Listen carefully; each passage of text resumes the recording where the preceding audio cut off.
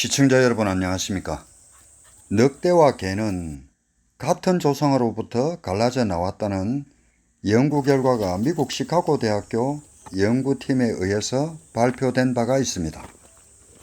늑대와 개가 어떻게 갈라져 나왔는지에 대해서는 아직도 여전히 많은 논의가 이루어지고 있지만 한 가지 분명한 사실은 늑대와 개는 매우 유사한 특징을 가지고 있다는 것입니다. 모든 견종 중에서 특히 한국의 토종견인 진돗개, 풍산개, 동경이는 늑대의 유전자가 가장 많은 견종으로 발표된 바가 있습니다. 오늘은 늑대와 개의 유사한 속성과 또 현재의 차이가 나는 것은 어떤 것이 있는지 알아보도록 하겠습니다. 개와 늑대의 유전적 차이는 99.96%가 일치한다고 합니다. 차이가 불과 0.04% 밖에 나지 않는데요. 이는 인간의 인종 간의 유전적 차이인 0.1%보다도 적은 수치입니다. 0.04%라고 하면은 한국인과 중국인과 일본인 차이 정도라고 합니다. 이 세 나라 사람 모두 눈으로 봐서는 구분이 힘들거든요. 다른 동물로 비교하자면은 시베리아 호랑이와 벵골 호랑이나 산토끼와 칩토끼 차이 정도라고 보시면 될 것 같습니다. 이렇게 보면은 늑대와 개가 얼마나 유전적으로 가까운지 알 수가 있습니다. 많은 분들이 잘못 알고 계신 것 중에 하나가 늑대는 하울링을 하고 개는 멍멍하고 짖는다라고 생각을 하는데요. 늑대도 개처럼 짖고 개도 늑대처럼 하울링을 합니다. 개는 보통 주인이 없을 때나 아주 외로울 때 하울링을 하는데요. 우리 개는 하울링을 안 한다 하시는 분들은 늑대의 울음소리를 들려주면은 대부분의 개들이 하울링을 합니다. 대부분의 개들은 트럭에 왜 장사하면서 스피커로 이렇게 장사차가 지나가거나 안 그러면 어떤 사이렌 소리를 들으면은 하울링을 합니다. 늑대가 짖을 때도 개가 짖는 상황과 거의 동일한데요. 어떤 위협을 느끼는 상대가 나타났을 때 경계하는 의미에서 짖을 경우가 많습니다. 그런데도 늑대가 잘 안 짖는 이유는 늑대가 호랑이나 곰을 제외하고는 먹이사슬의 최상위 그룹에 있기 때문에 거의 짖을 일이 없기 때문에 안 짖는 것이고, 개가 만약에 늑대처럼 밤에 계속 하울링을 한다면 아무리 좋은 주인이라 하더라도 그 개는 아마 살아남지 못했을 것입니다. 개와 늑대의 외형상의 가장 큰 차이는 꼬리입니다. 늑대는 항상 꼬리를 아래로 늘어뜨리고 개들은 대부분 꼬리를 위로 올리고 흔듭니다. 늑대의 꼬리는 일반적으로 길고 가늘며 몸과 비례해서 볼 때 더 날카로운 형태를 가지지만은 개들은 다양한 품종에 따라 가지고 꼬리의 형태가 일반적으로 짧고 두껍습니다. 늑대가 꼬리를 흔들 때는 보통 무리 구성원 간의 의사소통의 한 형태로 볼 수 있는데요. 복종하거나 친근감을 드러낼 때 이렇게 꼬리를 흔들어서 의사전달을 하는 것을 볼 수 있습니다. 초기의 개도 이 꼬리 흔들기를 가지고 인간과의 어떤 의사소통의 한 형태로 발전시켰을 가능성이 높습니다. 개들은 꼬리 흔들기를 가지고 인간 동료들에게 자신의 감정을 표현하는 방법으로 계속해서 꼬리 흔들기를 사용을 했을 것이라고 추측이 됩니다. 이 가설은 최근에 길들여지기 위해서 선택적으로 사육된 여우에 대한 연구에서 뒷받침되는데요. 많은 여우들 중에서 특별히 인간에게 아주 친근감을 보이던 여우의 후세대에서 특별히 선택되지 않았음에도 불구하고 개처럼 꼬리를 흔드는 모습을 보였다고 합니다. 또 얼굴을 보면 늑대는 전반적으로 얼굴 모양새가 날카롭습니다.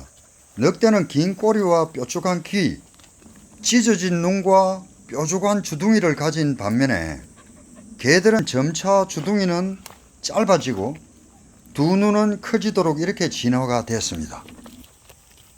가람이가 지금 무엇을 봤네요. 뱀입니다. 뱀. 물뱀이네요. 물뱀이 지금 물로 도망을 갔습니다. 못 잡았습니다. 아까 개의 눈이 원래 찢어졌는데 인간과 친해지기 위해서 눈이 동그랗게 됐다고 이야기를 했습니다. 이것은 왜 그러느냐면은 덜 위협적으로 생겨야 인간과의 공존에 유리하기 때문이죠. 사냥에 필요한 감각을 제공하는 귀와 꼬리도 아주 작고 뭉뚱해져 버렸습니다.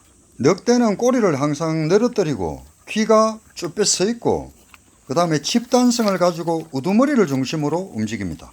반면에 개는 꼬리가 내릴 수도 있고 올릴 수도 있지만 대부분 올려 있는 경우가 많고 귀는 접혀 있다는 점에서 늑대와 차이점을 가집니다. 그리고 집단성이 적습니다. 골격과 입모양에서도 골격이 늑대가 훨씬 크고요. 입모양도 약간 차이점을 나타내는데 늑대가 조금 더 뾰족하게 앞으로 돌출되어 있습니다. 늑대는 위기 시에 동료와 협력하는 이런 사회성을 갖췄지만은 개는 동료보다는 오히려 인간에게 의존하는 그런 본능이 있습니다. 진돗개도 보면은 격개가 있고 혹개가 있습니다.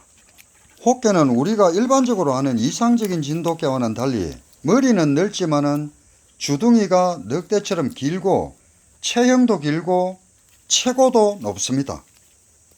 자칼이나 여우와 늑대와의 어떤 두상의 차이점은 늑대는 머리가 넓다는 것입니다. 늑대는 귀도 손바닥만큼 크고 귀 사이도 넓고 귀는 빳빳하게 서 있습니다. 혹개도 보면은 이런 스타일의 개가 많은데요. 단 꼬리가 또아리처럼 말린 꼬리가 아니라 성꼬리입니다. 게다가 목은 또 늑대처럼 길고 다리도 가늘고 몸은 근육질입니다. 혹개의 긴 다리와 길고 뾰족한 주둥이는 사냥을 위한 우수한 신체 구조입니다. 이런 신체 구조는 추적을 할 때 속도를 내기 좋고요. 제압을 하기 위해서는 주둥이가 긴 것이 좋기 때문에 꼭 필요한 구조입니다. 이것이 나쁜 것이 아니라 이것이 더 늑대하고 비슷한 신체 구조라는 것이죠.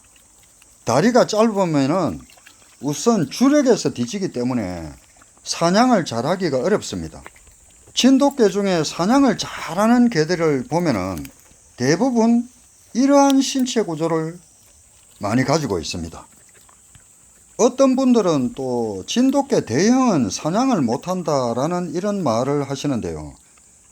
그것은 야생 늑대가 몸무게가 많이 나가기 때문에 사냥을 못한다는 말하고 똑같은 말입니다. 이런 형태의 개를 얼핏 보면은 잡종처럼 보입니다. 심지어는 진돗개를 좀 안다 하시는 분들도 표준 체형이 어쩌고 저쩌고 하면서 이런 개를 보면은 잡종이라고 합니다. 우리나라에 방구석 강영우기가 왜 그렇게 많은지 모르겠습니다. 그런 사람들이 진돗개의 원종을 순종대열에서 잡견 취급을 받게 만든 엄청난 잘못을 자행한 사람들입니다. 언제부터 진돗개가 생긴 모양으로 구분이 되었는지 진돗개를 안답시고 떠들어대는 전문가분들께 묻고 싶습니다. 어떤 시청자분들께서는 제가 지나치게 극단적이라고 말씀하실 수도 있겠지만 정작 진돗개를 데리고 산과 들을 뛰어다닌 경험이 있는 분들은 그런 말을 하지 않습니다. 어쩌다가 우리의 진돗개가 산야를 뛰어다니던 그 진돗개가 집안에서 재롱이나 뜨는 개로 전락했는지 모르겠습니다. 저는 오늘날의 진돗개들 속에서도 그 유전자 속에 분명히 그 옛날 진돗개 조상들의 유전자가 남아있을 것이라고 믿습니다. 우리는 그것을 찾아내서 주변에서 뭐라고 하든 보존해야 될 필요가 있다고 생각합니다.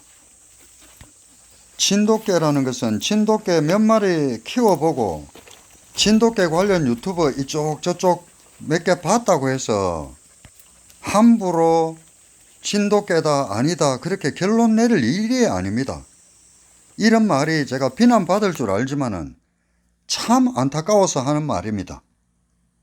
오늘은 서로 교배가 가능할 만큼 유전적으로 아주 가까운 개와 늑대의 같은 점과 차이점에 관해서 알아보았습니다. 영상을 마치도록 하겠습니다. 끝까지 시청해 주셔서 대단히 감사합니다.